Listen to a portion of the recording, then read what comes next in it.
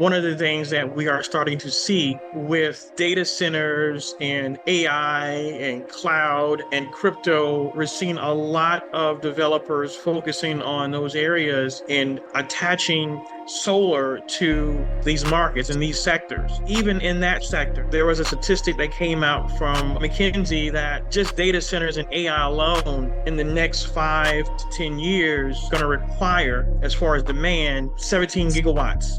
Hello and welcome to the Solar Maverick Podcast, where solar meets entrepreneurship and experience. I'm your host, Benoy Thanjan, so let's get into it.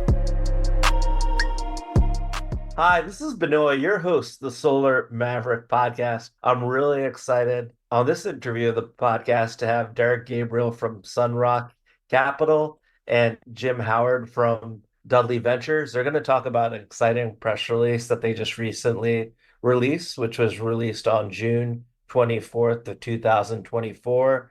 It's SunRocket Capital and Dudley Ventures arranged to provide $100 million plus to monetize tax credits in commercial, industrial, and community solar developments. Thank you, Jim and Derek, for being on the podcast.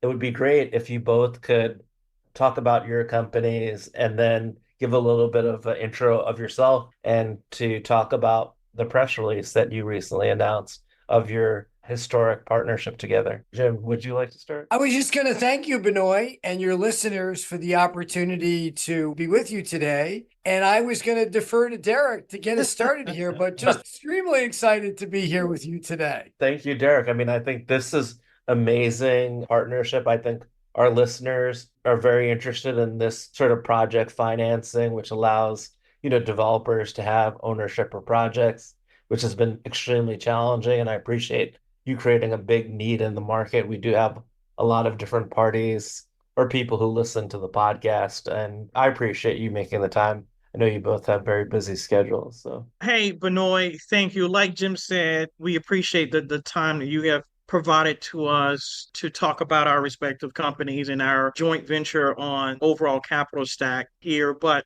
a little bit about me, and thank you, Jim, for deferring to me. A little bit about me and SunRocket Capital. That's kind of who we are in this space that we serve as far as structured finance. So in the structured finance arena for solar and renewable energy development, we are a private lender from that perspective. We serve the middle market. And when I say middle market, I'm referring to C&I, community solar, or aggregated commercial projects and microgrid type projects, specifically focused on solar and battery storage. And, SunRocket came about, I would say we're probably like the third iteration of a great idea, and not just a great idea. We have actually put into action what the original founders put into place. I want to give definitely kudos to Brian Sitman, our CEO and founder, and Jeremy Ben David, who is the president of SunRocket, and also our CIO, Tamer Jamil. They were a part of the original founding group that was formerly SolarCity. So a lot of people have known us as SolarCity. Always ask the question and say, "Oh, you changed your name from SolarCity to SunRocket."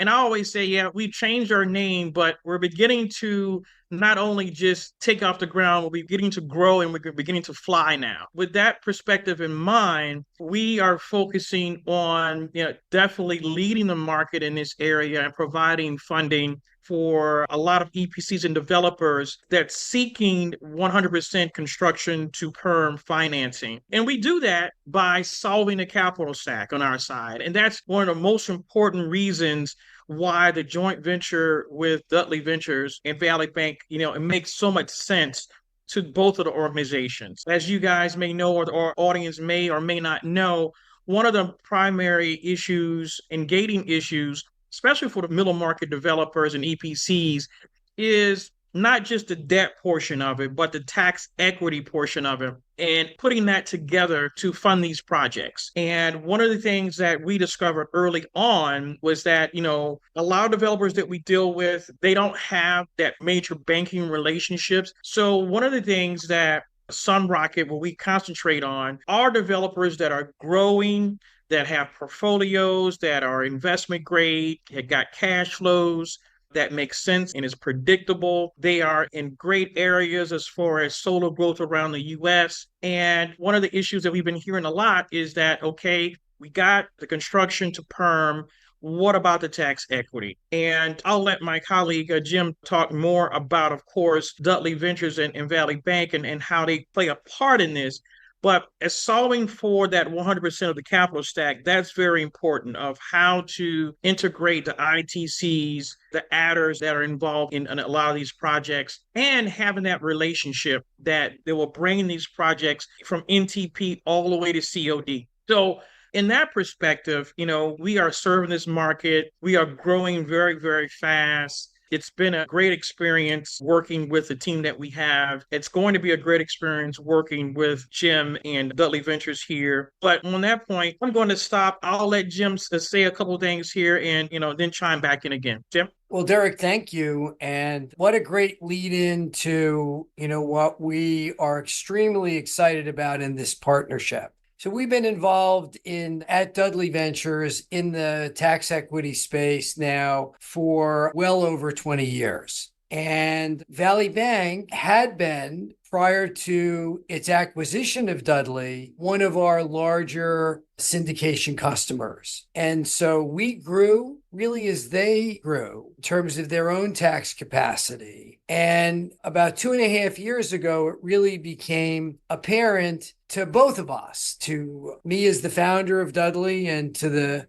CEO and team over at Valley, that this could be a much stronger alliance and relationship if they, in fact, own Dudley Ventures. So we were very excited about that transaction, and particularly excited with how that relationship has allowed us to commit capital, to commit this tax equity, to commit our resources now as a $61 billion financial institution with what I think is a real entrepreneurial flair over at Dudley to provide tax equity in concert with SunRocket to all kinds of projects, right? And the benefit for us, we've been funding new markets tax credits, the housing credits, as well as the investment tax credits and production tax credits. And along comes this huge industry dynamism around the IRA, around the Inflation Reduction Act.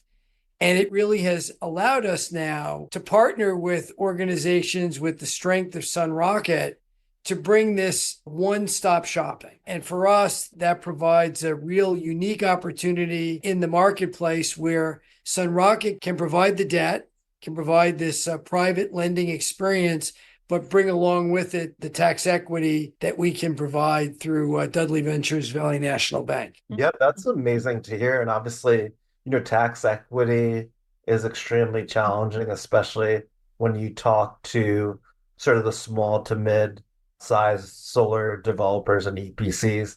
They don't necessarily have, project finance experience to bring all the parts of the capital stack to be able to do some of the things that Derek spoke about. And that's huge to have, this sort of expertise and obviously, helping them get this sort of financing that's been extremely difficult. Oh, Benoy, as you know, the money center banks, the big names, if you have a project less than 50 million of credits, you're not going to really get a return phone call at all. And many of those, right. Even with that, what you're finding is, those pipelines now are 2 or 3 years in the future, right? So it allows us to bring this fresh powder, if you will, to the table. And what SunRocket allows us to do is it makes it possible because they're aggregating these deals. So for us, it makes it much easier to come in where maybe a series of smaller community solar projects, but together,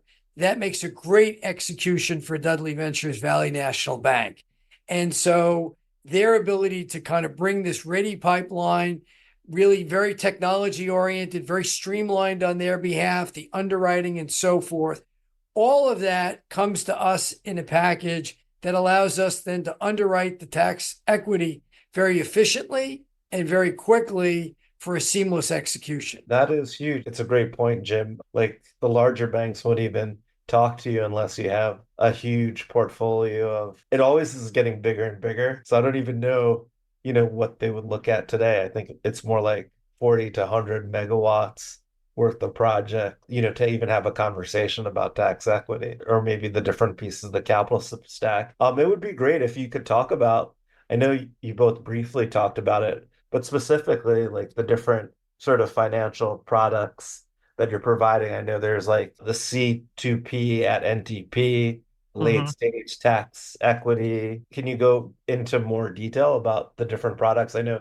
Derek, you mentioned it pretty briefly, but I Mhm. think it'd be helpful to the Yeah, audience. absolutely. Yeah. So one of the things, and just to dovetail on what we're discussing here, one of the areas that's very important, especially for the mid-size EPCs or mid-market, what I call mid-market EPCs, is the funding at construction. That's very important. And let me make the quick distinction here. We focus on NTP, notice to proceed. We're not in the space of pre-development. We don't acquire site or so forth. We strictly come in and assist and provide that funding for that EPC, the developer that's looking, first of all, to own their own assets. That's very, very important. And that's where our product really sings a nice song because it provides that 100% financing to that EPC and that the developer there. With that being said, our C2P is just that.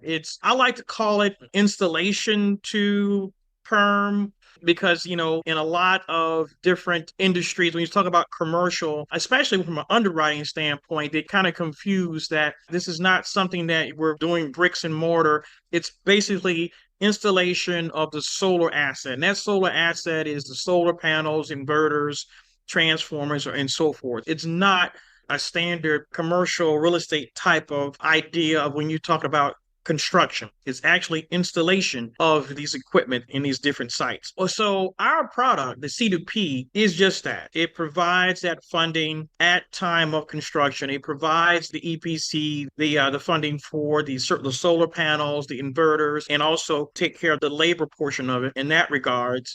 And when you get to COD, it actually converts over to perm debt, or we call it term debt from that perspective. And that's when the tax equity comes in. Yeah, and Jim is going to talk more about different type of structures of tax equity that we're seeing in the market now. But predominantly, we have provided within the capital stack that construction and the perm, and we've been focusing on the transferability aspect of the tax equity when it comes into the capital stack, meaning it's basically a buy sell of the tax credits from that standpoint. So by allowing the EPC to take advantage of the strength of their PPAs, the strength of their cash flows, looking at the overall value of the project itself, we are able, through the 100% construction, to provide that EPC the ability to own their portfolio. Beforehand,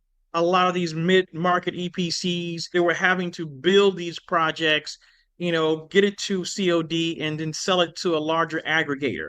We, through our product now, the C2P, we consider our product to empower these mid-level EPCs to play a bigger part in the market, especially a bigger part when it comes to C&I community solar development. Just as we've been talking here, a lot of the big banks and big money centers, they're focusing on utility scale. Well, we have seen just through our experience, and our experience is vast, by the way. Our team itself, just a little backtrack a little bit, our team itself, we have probably between us over 40 years of experience.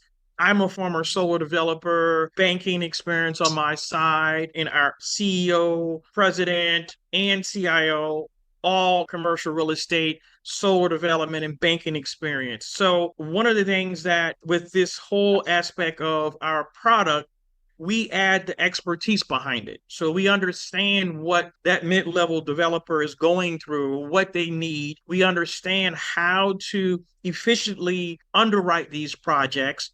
And one of the points that Jim pointed out on how we package these projects here and package these portfolios, we have a proprietary origination system. Is really an origination asset and compliance system called Panther. I've been in banking for quite some time, and I've always said, and I'm not saying this because I'm a homer, but our proprietary system is probably one of the best in the market right now. I've been on the banking side, but from the standpoint of efficiency, underwriting, and having to have a whole compliance engine and platform into one, our Panther system is probably one of the best on the market right now. And that's what makes Jim's job easier because we package these systems and package these portfolios and everything is checked off. Diligence is done, compliance is already started on these packages here. So it's very streamlined. That's what makes us and kind of sets us apart. That's why EPCs and developers love us in this space. And that's why we're growing so fast. It's expertise coupled with the right product and understanding the market and having the right partners as like Dudley Ventures with us. So I'll turn it over to you, Jim. I want to start with a little story, and this goes back about 10 years ago. So in our now about $2.5 billion of investments and maybe more than $1 billion under current management, when we first started to explore the solar space and making sure that we were really up to speed, one of the things that I always do is I like to be personally invested. There was a party that came to us, church in sunny Arizona, where our headquarters are, and they asked, would you help us put a solar installation together? So that was my first foray almost 10 years ago with a personal investment in the space. And what I like to do in that regard is to say, okay, there's nothing like having your own capital so that you can really understand all the steps along the way of what it takes to do a good solar development. The Cadillac of panels, if you will. What kind of inverters? What does the warranties look like? All the insurance, all the issues that go into that. And I think it was truly with that personal experience, of which we still own that, no debt on the project anymore, but took the tax credits, was really able to go through some fits and starts, some inverter failures, all the things that you really need to do. But I make this point to tell you that in our partnership, this is not an antiseptic banking relationship. This is an area where the parties that are in front of you offering this capital have a real understanding of what it means to have to go through the permitting process, to have to make sure that you're going to hit your placed in service. And really, maybe importantly, make sure that all of your compliance-oriented deadlines are met and everybody gets what they're expected to get in the marketplace. And that is, if you have a creditworthy PPA, that those payments are in fact going to be made and so forth. And we can talk a little bit more about the monetization of depreciation, amortization, and all the nuances associated with how these structures really work. But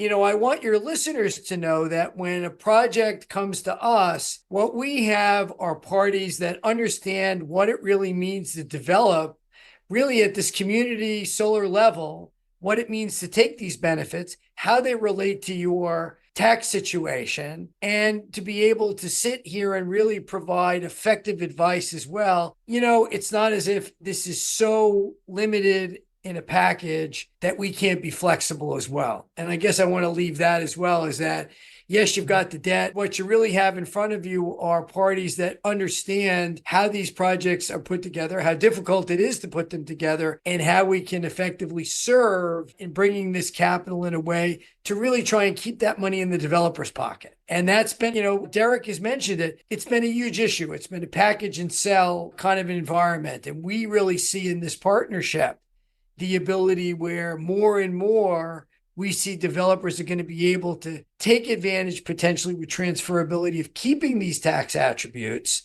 being able to shelter some current income, if you will, with depreciation and amortization, have an ease of execution with the transferability of the credits, and have a very effective execution on the capital side with the debt as well. So we think for all these reasons that the marketplace is truly ripe for the product that we're offering. And we're just really glad, Benoy, for the exposure that you're providing to us, to your listeners today. Yeah, definitely. I mean, that's so interesting. There's so many great points, Jim, that you made from that. Obviously, you all know that there's been a need for the smaller and mid-sized, developers and EPCs who want to own projects, but they didn't have the opportunity. Then with transferability, as you mentioned, Jim, to be able to shelter to their income so that they, don't have to obviously pay taxes, that is huge. And then, as you're mentioning, really having an outsourced sort of project finance that provides the various parts of the capital stack, where most of the companies don't have that expertise to take advantage, I think is huge. And your products is going to be extremely popular. Can you, Jim, talk about how transferability has simplified the process for tax equity and for the opportunity for smaller to mid-sized transaction versus the large transactions, the tax equity with banks and Amazon, Facebook, and Google, like with the partnership flip, inverted lease, and how things have changed because of the Inflation Reduction Act. And, maybe even too, like, obviously you're the expert talking about what is transferability and how that's created a unique opportunity for you to provide this product. Let me start with that, right? Because being able to have a product where there's really a registry of the credits and a simplification of that process, clearly has been a game changer with respect to the amount of credits and transactions that have now been done under this new system, if you will, of registration and utilization of the credits. The very interesting piece from my perspective is, while it's clearly made a fairly substantial difference in the volume, we haven't seen it yet really relate to these smaller and middle market transactions to the degree that we will see it in the future, right? It always sort of starts with the bigger players, if you will, and I think then trickles down into the marketplace. The interesting reason for that, I think, is that there really has been this need for the capital to be able to monetize in the capital stack the other attributes, right? Which is really what the partnership flip is about. So going back to transferability, right? What you're really doing is you're really stripping the credits off, and the credits really become almost like a deed for real estate, right? You're going to get transferred the credits. You're going to be able to take those credits with some immediacy. And so what you see in the marketplace is amongst the largest, most creditworthy players, right? The credits are still trading for less than $1, right? You're not including all these other tax attributes associated with them. But because they can be transferred almost to the day that tax liability is due for these larger institutions, what you really see is happening is almost an antiseptic financial transaction where the buyer of the credits is really simply looking to the creditworthiness of the transferor. To simplify that, what that means is if you're a creditworthy utility and you're investment grade, you're really seeing that credit trade almost on the basis of your investment rating, by way of example. Now, as this filters down and developers are going to be able to take advantage of the smaller to middle market developers of taking advantage of some of these other tax attributes, we're not going to see the credits trade on that basis because you're not going to necessarily have the credit worthiness, but it will creep in that direction. And I think folks are going to be very, very pleased at the end of the day in the development of this market around the middle market and around community solar to really develop that market so that we're really able to realize what I consider to be some of the same kind of preferential pricing that the really big players are able to take. So there's a lot of buzz out there. It's extremely helpful to getting more institutions interested. What we like about being at Valley, having this Dudley Valley National Bank alliance, is that we understand the middle market. That's been our bread and butter. Those have been our customers historically at Valley Bank. And, nothing made us happier than to have, the strength of a SunRocket come to us and recognize our strength in the middle market for us to be able to provide tax equity to their customers. Benoy, hopefully I answered your question a little bit about transferability. Some of it is stay tuned, right? Because this market is brand new and it's going to take a while. And, we didn't get to this volume in solar. I don't know what it was, 5 million starts or whatever it is, according to SIA, for a while. It took us a while, but boy, do we see momentum now in the marketplace. And how can you not want to really be part of that and jump in and see what you can do in the marketplace? Yeah, definitely. It's just the start of, obviously, transferability market. And what's interesting, you mentioned, Jim, I think Morgan Stanley potentially did the first transaction back in November and really got final guidance. Only right. It's still relatively new, and there's a huge opportunity. And there's obviously a lot of platforms out there, trying to create a market for, tax credits. So it's interesting. I'm going to let Derek talk about it, but just like the debt, we're still aligned in the tax equity because there's still recapture risk, and you can't insure over that at the end of the day, right? Insurance has become this major part of the marketplace, as everybody, all your listeners know that, basis insurance and all of this has become its own thing. And Derek can talk about this, but that's why underwriting is so key, even for these middle market projects, because no matter what you say about it, the transferability doesn't take the economic risk away ultimately, right? To the institution providing the tax equity, right? You're going to be still in it very much for this 5-year period. And in Derek's case, in it for longer than that from a private lender model perspective. Yep, that's absolutely right on point on. Looking at this, one of the things that's kind of solving for the recapture risk, and Jim, you just mentioned it here, and our audience need to know this, is that recapture insurance, that, as we underwrite these projects here, and when a project come to us, that's one of the things that we put as far as our diligence on there. Before we even transfer the file over to Jim, we have to find out and make the EPC aware and educate them at the same time that, hey, based upon the recapture aspect, that 5-year window, insurance is going to have to play a part in this. So yes, that's very important in the overall process of this here. One of the things that also that we talked about, what's kind of trending and how the market is growing, the market is only going to grow even bigger than what it is now. One of the things that we are starting to see with data centers and AI and cloud and crypto, we're seeing a lot of developers focusing on those areas and attaching solar to these markets and these sectors. So even in that sector, there was a statistic that came out from McKinsey that just data centers and AI alone in the next 5 to 10 years, it's going to require, as far as demand, 17 gigawatts. And then I heard something larger than that just the other day. And these are C&I projects. We'll get into it. I'm pretty sure, as far as your listeners want to find out about what SunRocket is doing in that space and some of our quote unquote case studies that we've already completed as far as funding transactions from a standpoint of development in different regions is also fueling this whole funding for what we're talking about right now. So with that being said, tax equity is part of the game. It's part of the equation, and there's no if and buts about it. And the IRA, it's a good thing, but at the same time, it's also complicated and kind of challenging because each project is different. Every project is not the same. It's not a cookie cutter. So we have to understand how the project will come and how that tax equity come into being. And that's why expertise is very important from that perspective. Yeah, definitely. That's really helpful. Derek, it would be great if you could talk about those case studies that you talked about. I know you recently had, press release, I think it was July 9th, about how SunRocket Capital closed on $1.4 million in financing for a 3-megawatt industrial rooftop developed by Solar USA. And also I was thinking of the other one too, which was... Yeah, that's a Donato Solar. And to show you how the market is expanding and kind of what we do, one of the things that I mentioned was about the data center. So we are in the midst of and currently still funding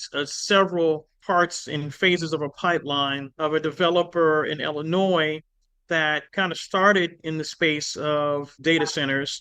And they made use of a lot of the state incentives, the utility incentives, and along with the USDA REAP grant in regards to developing a pipeline. So it's about a 185 megawatt pipeline. We're in the first phases of, we've already transacted and funded 7 projects within the first phase. There's probably an additional 150 megawatts to go from that aspect. But this is a prime example where you have this influx of quote unquote, this, I guess, new industry of AI and cloud coming together. But at the same time, the need for energy is definitely apparent. So with that being said, this is a project, great developer. They understood the market. They were looking for a structured finance firm like ourselves who understood how to take and how to understand taking a project from that NTP all the way through COD as far as the funding aspects of it here. But not only that, we had to also understand the direction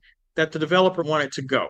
So with that being said, there's more to the overall funding that we've done already. So we love this developer, Donato Solar. Again, I mentioned about the 7 projects. There's a lot more to go. Dudley Ventures will be part of the tax equity capital stack as we continue to grow with this developer on that side. So that's one set of projects in Illinois. The one that you mentioned that was the most recent, the Solar USA project, 3 megawatts, that was with a national retailer. And if I say the name, everybody would know who it is. But what we're seeing in a lot of these national retailers and distribution centers throughout Illinois, Ohio, also in Maryland areas, they are utilizing their rooftops, to make a long story short. And there's an intersection between not just energy usage, but also a lot of these national retailers, which are Fortune 500 firms, they also have an ESG requirement. And, we've seen the Amazons, the Googles, what they're doing as far as the solar and so forth in some of their distribution centers.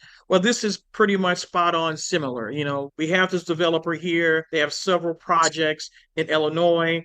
We completed the first one with them as far as the capital stack on that. And that you saw the press release on July 9th in that regard. So we anticipate several more. We want to anticipate more than just, what we've seen already. But this is the type of developer that we want to serve. This is where we are. And this is what we talk about the middle market. It's developers that are owning these projects, that see the usefulness of our product. And as they grow, we're growing with them from that perspective. Yeah, that's really interesting to talk about those two, obviously partnerships that you've done and you saying growing with the developers. So it's not just like one project, it's like the portfolio of projects going forward. And specifically, I'm talking about Donato. And obviously, as we all know, the first transaction's always the hardest. And then once you're able to get through that, that's really when it's getting scalable. And then obviously, if you have trusted partners, it makes things a lot easier. So that's really interesting to hear about growing with your developer partners or EPC partners. I appreciate you explaining that.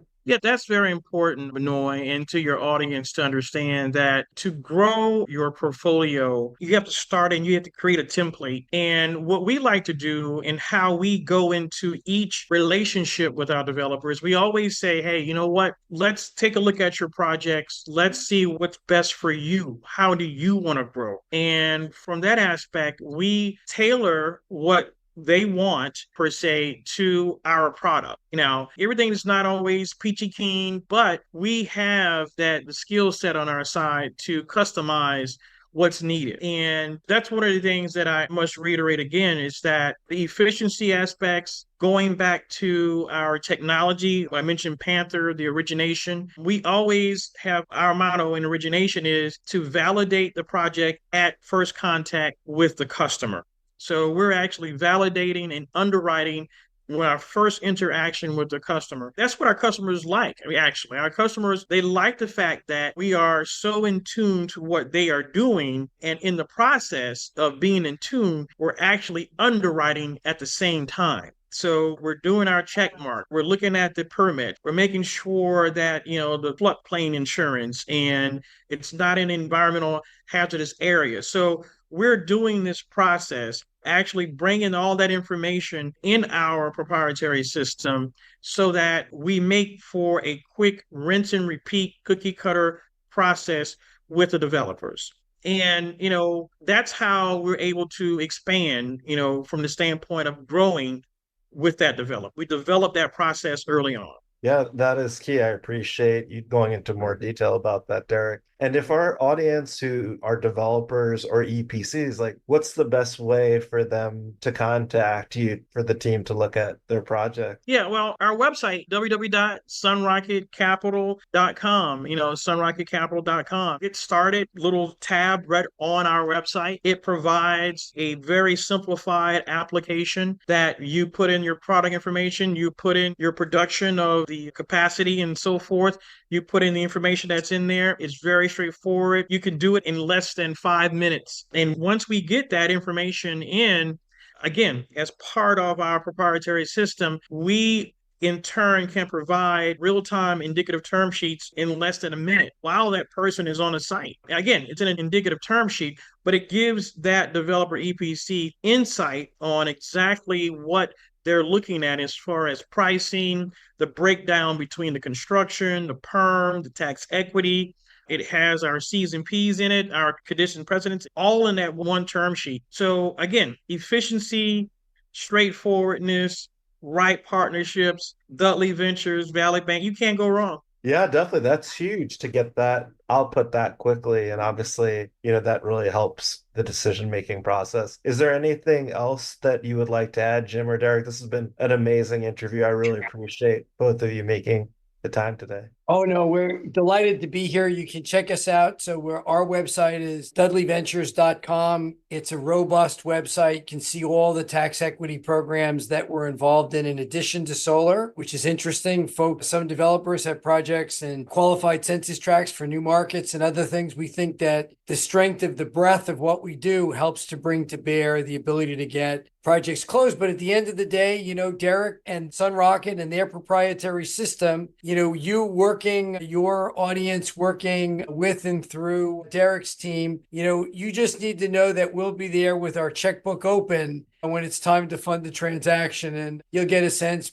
of Dudley Ventures website, Valley National Bank. We've been around almost 100 years as a very strong community bank. And we think that this is a wonderful extension of our community banking expertise and historical relationships over time. Yeah, definitely. That's a great way to end it, Jim. Thank you again. We'll have all this information on how to contact and learn about both companies on the notes of the podcast. Thank you again to both of you for making the time. This is something that I'm sure our audience is very interested in. Thank you, Benoy. Thank you, Benoy. Thank your audience. Oh, anytime. Thanks for listening to the Solar Maverick Podcast. The Solar Maverick Podcast is brought to you by Reneu Energy. We're a solar development and consulting firm. If you believe that this podcast is adding value to you, please give us a 5-star review and share with those that you think could benefit from this information. Please email all questions, suggestions, and feedback to info@reneuenergy.com. That's info@reneuenergy.com. The Solar Maverick Podcast is produced by Podcast Laundry and executive produced by Benoy Thanjan and Kevin Y. Brown.